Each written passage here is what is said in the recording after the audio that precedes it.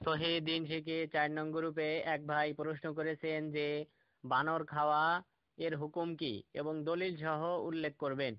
বানর খাওয়া হারাম, বানর খাওয়া জায়েজ নেই। ইবনে কুদামা রাহিমাহুল্লাহ তার মুগনি গ্রন্থের 9ম খণ্ডে 408 পৃষ্ঠায় তিনি উল্লেখ করেছেন যে ওয়ালা ইউবাহু আকলুল কিরদি ওয়া কারিহাহু উমার ওয়া আতা ওয়া মুজাহিদ ওয়া মাকহুল ওয়াল হাসান ওয়া মিজুজ বাইয়াহু, যে বানর খাওয়া হচ্ছে হারাম।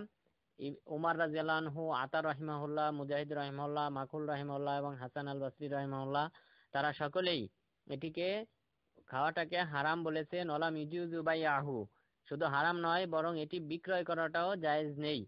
ঠিক তেমনি ভাবে ইবনে আব্দুল বার রাহিমাহুল্লাহ তিনি বলেছেন লা আ'লামু বাইনা উলামাইল মুসলিমিন খিলাফান আন্নাল কিরদা লা ইউকাল ওয়া লা ইয়াজুজু বাইয়াহু, আমি জানি না যে কোনো মুসলিম ইখতিলাফ করেছেন যে বানর খাওয়া জায়েজ নেই এবং বিক্রয় করা জায়েজ নেই। এ ব্যাপারে কোনো মুসলিম ইখতিলাফ করেছে এমনটা আমি জানি না। অর্থাৎ সবাই ঐক্যমতে বানর খাওয়া হারাম। এখন প্রশ্ন হলো বানর খাওয়া কেন হারাম? কারণ বানরটা হচ্ছে নোংরা শ্রেণীর প্রাণী, নোংরা শ্রেণীর প্রাণী খাওয়া হারাম।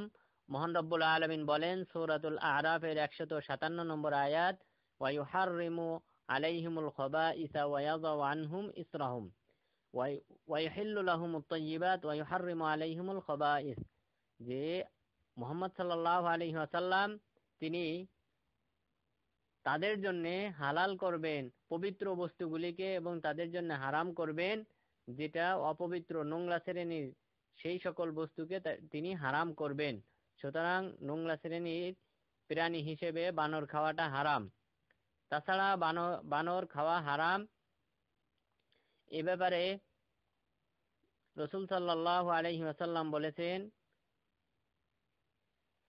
নাহা, ইবনে আব্বাস রাদিয়াল্লাহু আনহু বলেন নাহা রাসূলুল্লাহ সাল্লাল্লাহু আলাইহি ওয়াসাল্লাম আন কুল্লি যি নাবি মিনাস সিবা, রাসূল সাল্লাল্লাহু আলাইহি ওয়াসাল্লাম নিষেধ করেছেন প্রাণীর মধ্য থেকে যাদের দাঁত আছে হিংস্র, তারা শিকারী করার জন্য যে দাঁত ব্যবহার করে থাকে অর্থাৎ হিংস্র দাঁত অর্থাৎ 20 দাঁত আছে যে সকল প্রাণীর, সেই সকল প্রাণী হারাম।